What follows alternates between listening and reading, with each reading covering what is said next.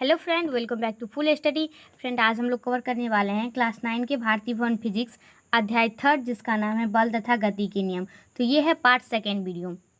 Part first video में आंकिक प्रश्न का जितना भी फॉर्मूला होता है वो सब कवर हो चुका है। यदि आपने पार्ट फर्स्ट वीडियो नहीं देखे हैं तो पहले पार्ट फर्स्ट वीडियो देख लीजिए। अब हम लोग इसमें आंकिक प्रश्न कवर करने वाले हैं। इसमें फर्स्ट क्वेश्चन दिया गया है कि किसी 6 केजी द्रव्यमान की गेंद में 4 मीटर प्रति सेकेंड स्क्वायर का त्वरण उत्पन्न करने के लिए कितने बल की आवश्यकता होगी। तो यहाँ पे क्या दिया गया, केजी, मतलब इसका मास दिया गया है द्रव्यमान। द्रव्यमान दिया गया है, कितना द्रव्यमान 6 केजी। उसके बाद ये त्वरण दिया गया 4 मीटर प्रति सेकेंड स्क्वायर का त्वरण उत्पन्न करती है। तो त्वरण अर्थात क्या दिया गया है, ए, कितना 4 मीटर पर सेकेंड स्क्वायर। तो क्या पूछ रहा है कि बल की आवश्यकता होगी, तो बल निकालेंगे। तो बल बराबर फॉर्मूला होता है F बराबर, बल को इंग्लिश में F बोलते हैं, फोर्स। तो F बराबर फॉर्मूला होता है ma। तो हमारा m भी दिया गया, m मतलब मास द्रव्यमान, m और a। तो हमारा जो F निकलेगा, m कितना है द्रव्यमान 6 kg और गुने हमारा a कितना है 4 मीटर पर सेकेंड स्क्वायर। तो हमारा निकलेगा 6 चौक 24। F बराबर 24 kg पर मीटर स्क्वायर, ये निकलेगा। लेकिन F बराबर हमारा निकलेगा 24 न्यूटन। क्यों निकलेगा 24 न्यूटन? क्योंकि जो बल का एसआई मात्रक होता है वो होता है न्यूटन। तो बल का जो आंसर निकलेगा वो किस में निकलेगा, न्यूटन में। तो इसका आंसर आ गया 24 न्यूटन। नेक्स्ट क्वेश्चन है हमारा, क्वेश्चन नंबर सेकेंड में दिया गया है कि किसमें अधिक बल की आवश्यकता होगी जबकि 2 केजी द्रव्यमान वाली किसी वस्तु में 5 मीटर पर सेकेंड स्क्वायर का त्वरण उत्पन्न करने या 4 केजी द्रव्यमान वाली वस्तु में 2 मीटर प्रति सेकेंड स्क्वायर का त्वरण उत्पन्न करने में। मतलब यहाँ पे 5 मीटर प्रति सेकेंड स्क्वायर त्वरण उत्पन्न करने में बल की आवश्यकता कितना होगा, या फिर 4 केजी द्रव्यमान वाली वस्तु में 2 मीटर प्रति सेकेंड स्क्वायर का त्वरण उत्पन्न करने में किसमें अधिक बल की आवश्यकता होगी, वो यहाँ पे पूछ रहा है। तो हम पहली वस्तु निकाल लेते हैं। पहली वस्तु के लिए बल और उसका त्वरण हम यहाँ पे लिख सकते हैं कि पहली वस्तु के लिए, ठीक है, पहली वस्तु के लिए,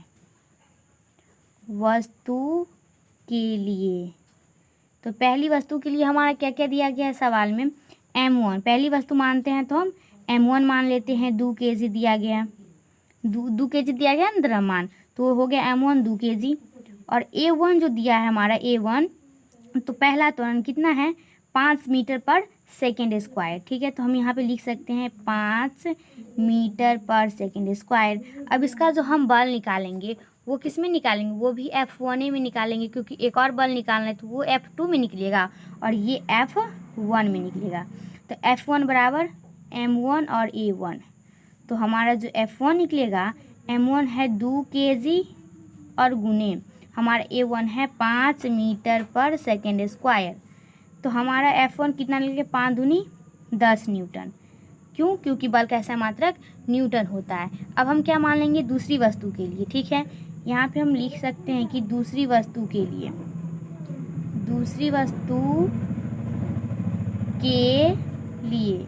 अब दूसरी वस्तु के लिए जो हमारा बल निकलेगा वो क्या निकलेगा, F2 निकलेगा। दूसरी वस्तु में हम F2 मानेंगे, पहली वस्तु के लिए F2, दूसरी वस्तु के लिए F2 मानेंगे। तो F2 माने जब तब हमारा M2 आएगा और A2 आएगा। क्यों? F2 है तो M2 और A2। अगर F1 रहता वहाँ पे तो हम क्या माने थे, M1 और M2 माने। तो उसी तरह यहाँ पे F2 है तो M2 और A2 लेंगे। तो हमारा जो यहाँ पे M2 दिया गया वो कितना 4 केजी और गुने जो A2 दिया गया है 2 मीटर पर सेकेंड स्क्वायर। तो ये कितना आएगा 4 दूनी 8 न्यूटन, ठीक है। यहाँ पे कन्फ्यूज़न नहीं होना है कि दूसरी वस्तु के लिए हमारा जो M2 है A2 है वो 4 केजी और ये 2 मीटर पर सेकेंड स्क्वायर है। देखिए ये सवाले में दिया गया है दूसरी वस्तु के लिए ये 4 केजी है ना द्रव्यमान, ये दूसरी वस्तु के लिए है, क्योंकि ये जो 2 केजी पहली वस्तु में निकाल चुके हैं तो ये 4 केजी दूसरी वस्तु के लिए होगा और ये 2 मीटर पर सेकेंड स्क्वायर त्वरण दूसरी वस्तु के लिए हमें आएगा। और लास्ट में पूछ रहा है कि किसमें त्वरण अधिक उत्पन्न करने में बल लगेगा, तो लास्ट में हमें बल निकालना है, ठीक है। तो दूसरी वस्तु के लिए बल निकल के हमारा 8 न्यूटन, इसलिए हम लिख सकते हैं कि 10 न्यूटन, 8 न्यूटन से अधिक बल लगेगा। 8 न्यूटन, ये 10 न्यूटन में ज़्यादा बल लगेगा 8 न्यूटन से अधिक निकालने के लिए। तो इसीलिए F1 ग्रेटर देन F2, मतलब F2 से F1 में ज़्यादा बल की आवश्यकता होगा बल निकालने के लिए। ठीक है, तो हम यहाँ पे लिख सकते हैं, अतः लिख सकते हैं कि अतः 2 kg द्रव्यमान 2 kg द्रव्यमान की वस्तु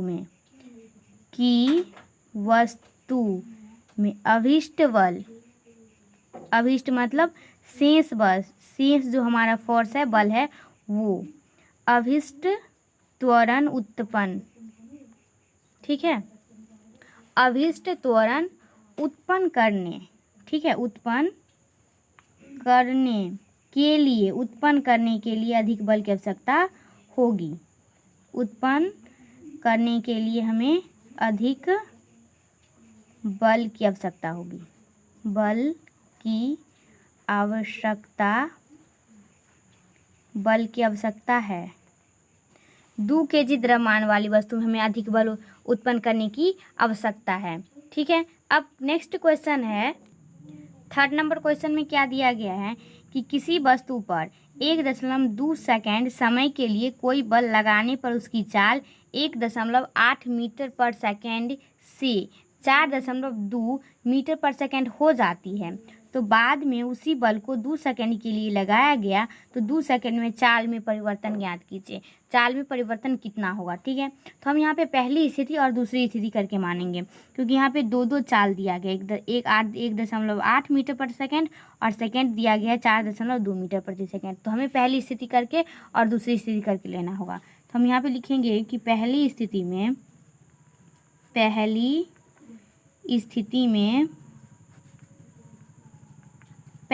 में जो t है, हमारा समय है, वो कितना है? 1.2 सेकेंड, यहाँ पे है ना 1.2 सेकेंड, और u मतलब प्रारंभिक वेग इसका कितना है? 1.8 मीटर प्रति सेकेंड। उसी चाल से ये लग रहा है बल, तो u होगा हमारा 1.8 मीटर पर सेकेंड, और जो v है वेग, वो कितना हो जाते हैं? 4.2 मीटर प्रति सेकेंड हो जाती है, तो इसका अंतिम वेग 4.2 मीटर पर सेकेंड होगा। और पूछ रहा है कि चाल में परिवर्तन ज्ञात करने के लिए, तो चाल में परिवर्तन करने के लिए तो चाल में बराबर फॉर्मूला होता है कि v बराबर u प्लस ए टी। तो v बराबर u प्लस ए टी होता है, पर यहाँ पे a तो नहीं दिया गया है, तो a हमें निकालना पड़ेगा। v बराबर होता है u प्लस ए टी, तो a तो हमें मालूम नहीं है, मतलब त्वरण हमें नहीं मालूम है, तो त्वरण बराबर v बराबर फॉर्मूला होता है a बराबर v माइनस यू बटा टी। तो हमारे जो यहाँ पे v है वो है 4.2 मीटर पर सेकेंड, और माइनस जो u है हमारा वो 1.8 मीटर पर सेकेंड है, और बटा में जो हमारा t है वो 1.2 सेकेंड है। ठीक है, तो इसको जो आप निकालिएगा, घटाव कीजिएगा माइनस, तो ये आएगा आपका 2.4 बाई में 1.2। आप चाहें तो यहाँ से डायरेक्ट काट सकते हैं, या फिर आप दशमलव तोड़ के काट सकते हैं। ठीक है, तो हम यहाँ पे दशमलव तोड़ के काटते हैं। ठीक है, देखिए इसका जो आप दशमलव तोड़िएगा तो ये आएगा 24 दशमलव है, तो बटा में आएगा 10, फिर ये है यहाँ पे 1.2, तो ये आएगा नीचे में 10। अब देखिए यहाँ पे ये है 24 बटा में 10, और ये 10 ऊपर जाएगा, नीचे में आएगा 12, तो ये 10 गया, 12 दूनी 24, हमारा बचा 2 मीटर पर सेकेंड स्क्वायर।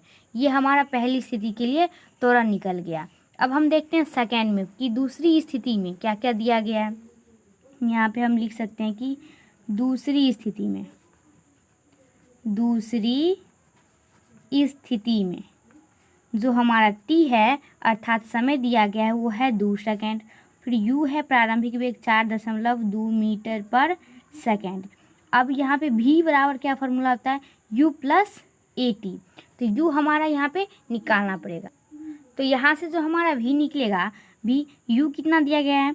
4.2 मीटर पर सेकेंड, प्लस a कितना दिया है? a अभी निकाले हैं, 2 मीटर पर सेकेंड स्क्वायर, 2 मीटर पर सेकेंड स्क्वायर गुने जो हमारा t है वो कितना है? 2 सेकेंड दिया गया है। तो इसको आप कीजिएगा 4.2 मीटर पर सेकेंड प्लस 2 दूनी 4 मीटर पर सेकेंड स्क्वायर, ये आ जाएगा।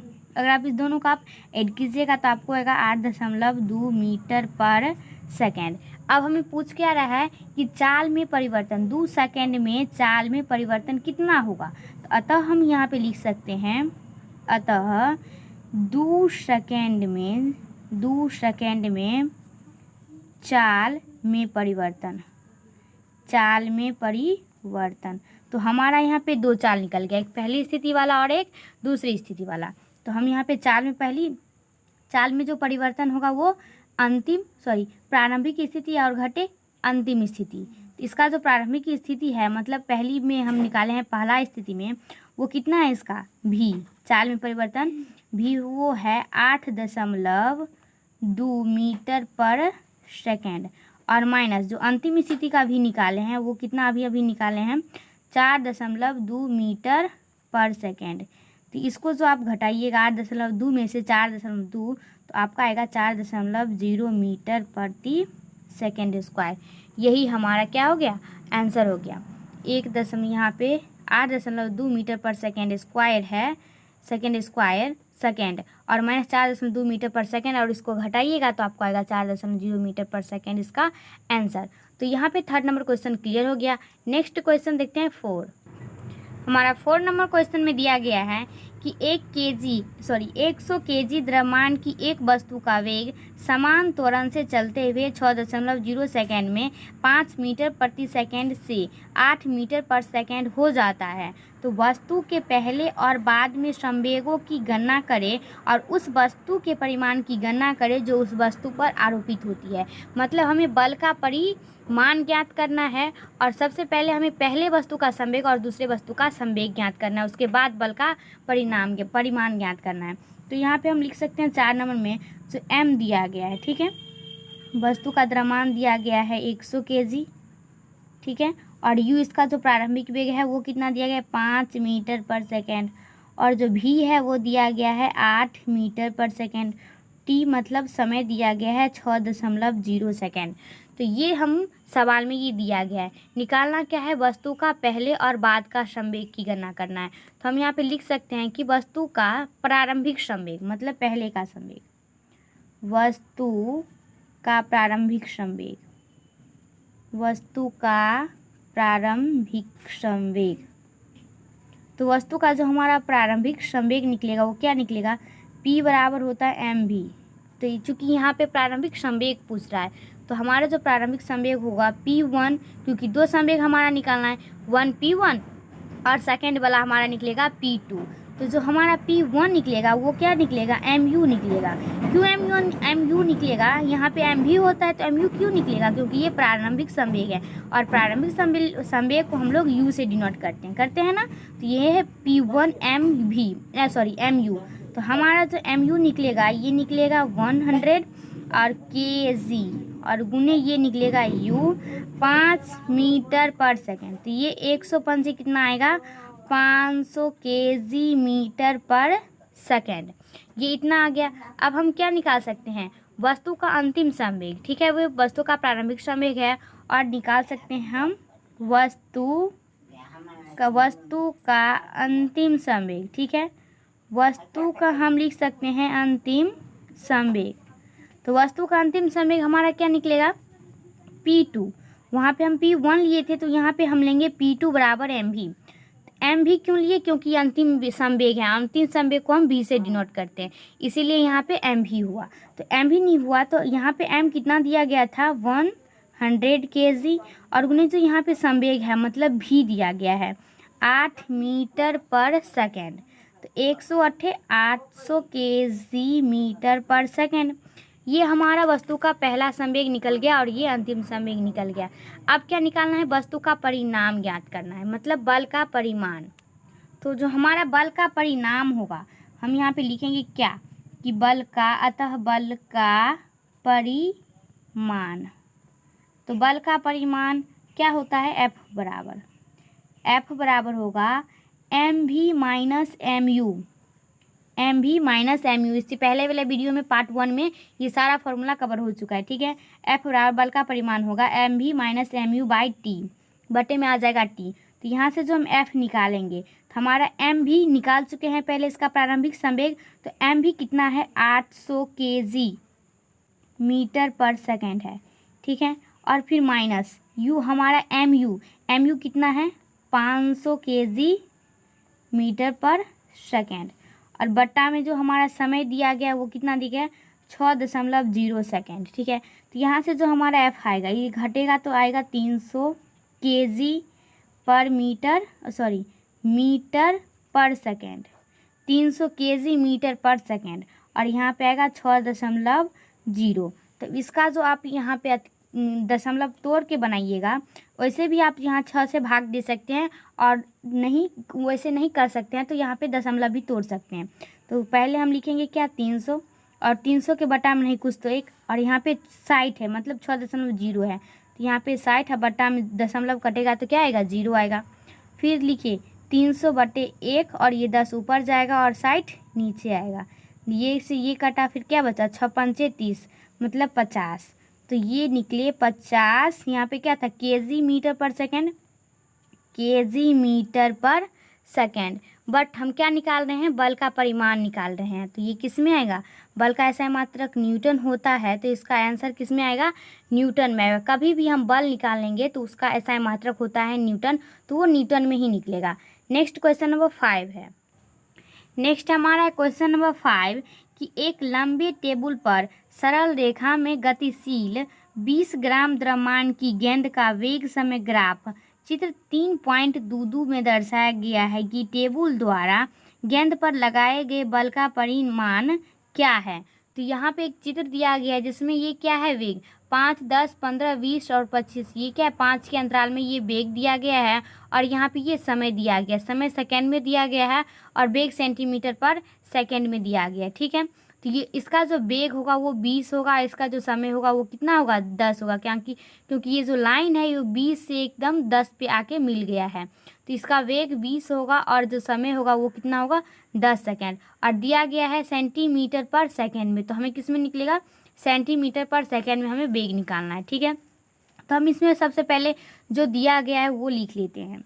यहाँ पे m दिया गया है कितना, 20 ग्राम, 20 ग्राम दिया गया है, तो पहले हमें इसको केजी बनाना पड़ेगा। ठीक है, तो केजी बनाइएगा 20 को 20/1000 से भाग दीजिएगा तो आपको आएगा 0.02 केजी।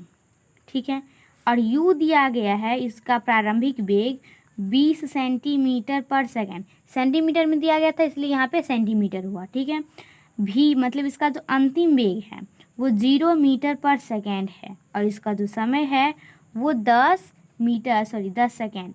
ठीक है, तो इसमें ए तो नहीं पता है, ए नहीं पता है तो हमें ए निकालना पड़ेगा, क्योंकि बल का परिमाण पूछ रहा है तो बल निकालने के लिए F बराबर ma चाहिए, तो ए तो नहीं पता है, तो ए हम यहाँ से निकाल देते हैं v - u/t।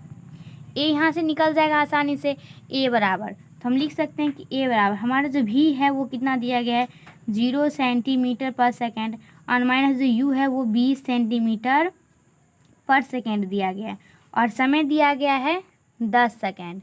इसका जो आप कैलकुलेशन कीजिएगा, दैट मीन्स घटाइएगा, तो ये आएगा -20 सेंटीमीटर पर सेकेंड, और ये आएगा 10, 0 से 0 काट दीजिए, ए बराबर आएगा -2, 0 से 0 काट के -2 सेंटीमीटर पर सेकेंड आया, तो ये सेंटीमीटर में आया। यदि आप इस सेंटीमीटर को मीटर प्रति सेकेंड में लाइएगा, इसको भाग दीजिएगा 1000 से 1000 से, तो आपको लगभग आएगा माइनस में, क्योंकि माइनस में आए तो यहाँ पे भी ये माइनस में आएगा, 0.02 मीटर पर सेकेंड स्क्वायर। ठीक है, क्यों ये सेंटीमीटर में था, सेंटीमीटर से जो मीटर बनाइएगा 1000 से भाग दीजिएगा ये 2 में, तो आपको आएगा माइनस में 0.02 मीटर पर सेकेंड स्क्वायर। अब हमारा F बराबर ma आसानी से निकल गया, m भी हम निकाल लिए और a भी निकाल लिए, तो हम यहाँ पे F बराबर बल हम आसानी से निकाल सकते हैं। ठीक है, यहाँ पे हम लिखेंगे कि F बराबर ma, तो जो F निकलेगा हमारा m है 0.02 kg, और फिर ये जो कॉस्ट है इसका मतलब यहाँ पे गुना का चिन्ह है, -0.02 मीटर पर सेकेंड स्क्वायर, तो इसको जो गुना कीजिएगा आपको आएगा माइनस में, क्योंकि यहाँ पे माइनस दिया है तो माइनस में आएगा 0.004, सॉरी यहाँ पे एक और जीरो होता क्योंकि यहाँ पे 4 जीरो है, तो 0.004 किस में आएगा, केजी पर मीटर प्रति सेकेंड स्क्वायर में आएगा। लेकिन यहाँ पे बल है ये -0.0004 किस में, न्यूटन में आएगा, बल हमेशा न्यूटन में आता है, तो ये किस में आएगा, न्यूटन में आएगा। यदि आप इसका दशमलव तोड़ के आंसर लाना चाहते हैं, आंसर अगर आप यहाँ पे भी आंसर इसका सही है, लेकिन आप आंसर तोड़िएगा इसको, अगर जितना भी जीरो है इसके बट्टा में जीरो देकर और 4 में भाग दीजिएगा तो आपका आएगा -4 × 10⁻⁻4 न्यूटन। क्योंकि देखिए यहाँ पे दशमलव के बाद 1 2 3 4 4 को जीरो है ना, तो अगर बट्टा में भाग देकर लिखिएगा तो आपको आएगा -4 न्यूटन। ठीक है, तो यहाँ पे हम इसका आंसर निकाल सकते हैं। इसका आंसर आ गया -4 × 10⁻⁻4 न्यूटन। नेक्स्ट क्वेश्चन देखते हैं। क्वेश्चन नंबर 6 में दिया गया है कि एक कार 108 किलोमीटर पर आवर की चाल से गति कर रही है और ब्रेक लगाने के 4 सेकंड बाद वह रुक जाती है। तो कार पर ब्रेक लगाए जाने के बाद लगने वाला बल यदि इसे एक समान मान लिया जाए तो गणना करें कि कार में जो यात्री है वो यात्री सहित कार का जो कुल द्रव्यमान होगा वो 1000 किलोग्राम होगा। तो सबसे पहले इसमें क्या निकालना पड़ेगा, जो दिया गया है वो हम लिख सकते हैं। यहाँ पे दिया गया है u, मतलब इसका प्रारंभिक वेग दिया गया है 108 किलोमीटर पर आवर दिया गया है, 108 किलोमीटर पर आवर, और रुक जाती है 4 सेकेंड के बाद ये रुक जाती है। तो पहले तो ये 108 किलोमीटर पर आवर में दिया गया है, बट इसको जो हम निकालेंगे वो किस में निकालेंगे, मीटर पर सेकेंड में निकालेंगे। किलोमीटर है तो इसको मीटर में लाएंगे, ये आवर में है तो इसको सेकेंड में लाना पड़ेगा। तो उसके लिए हम u बराबर लिखेंगे कि 108 गुने किलोमीटर को मीटर बनाने के लिए 1000 से हम गुना करते हैं और बट्टा में ये आवर है, इसके लिए हमें 60 सेकेंड से हमें इसको गुना करना पड़ेगा। 60 × 60 मतलब 3600 सेकेंड से। देखिए तो ये हमारा 00 से 00 कट जाएगा, 2 × 6 2 × 10 हमारा आ गया। ठीक है, 2 × 10। अब ये इससे काटिएगा तो आपको आएगा 3 × 9 फिर 1 और फिर आएगा आपको 3 × 18, तो ये आएगा 36 और फिर 6 से काटिए, 6 के 36, तो ये कितना आएगा 6 × 5 = 30। नीचे में तो कुछ भी नहीं बचा, ऊपर में बचा 6 और गुने 5। तो हमारा जो u निकलेगा वो कितना निकलेगा, u बराबर 6 × 5 = 30 मीटर पर सेकेंड। अब क्या दिया गया हमारा, v तो दिया गया है, v मतलब इसका अंतिम वेग वो दिया गया है 0 मीटर पर सेकेंड, और हमारा m दिया गया है, द्रव्यमान दिया गया है 1000 ग्राम, ठीक है, किलोग्राम, और t दिया गया है हमारा 4 सेकेंड। 4 सेकेंड के बाद ये रुक जाती है। तो रुक जाती है तो हमें क्या निकालना पड़ेगा, a निकालना पड़ेगा, a v - u बटा t।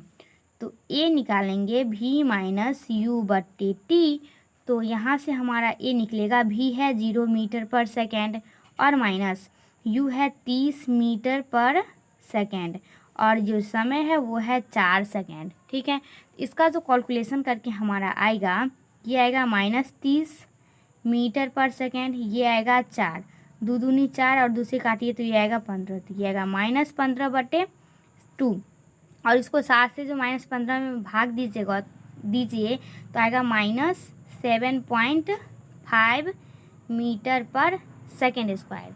तो यहाँ पे हमारा त्वरण निकल गया। त्वरण क्यों निकालें, क्योंकि हमें यात्रियों सहित कुल द्रव्यमान दिया गया था और गणना करना था हमें बल की, मतलब बल हमें निकालना था F बराबर ma। तो ये यहाँ से निकलेगा हमारा F बराबर ma। हमें किसका गणना करना था, ब्रेक लगाए जाने के बाद लगने वाला बल निकालना था। तो F बराबर ma, तो m यहाँ से निकल गया और m दिया है 1000 किलोग्राम। तो हमारा जो निकलेगा m है 1000 किलोग्राम, और गुने ये जो a है ये अभी निकाले हैं -7.5 मीटर पर सेकेंड स्क्वायर, -7.5 मीटर पर सेकेंड स्क्वायर, तो ये आएगा -7500 किलोग्राम मीटर पर सेकेंड स्क्वायर।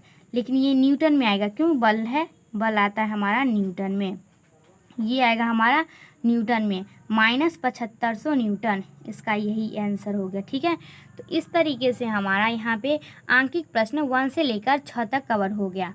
इस वीडियो में इतना ही। अब हम लोग नेक्स्ट वीडियो मिलेंगे क्वेश्चन नंबर 7 के साथ। तब तक के लिए थैंक्स फॉर वॉचिंग वीडियो।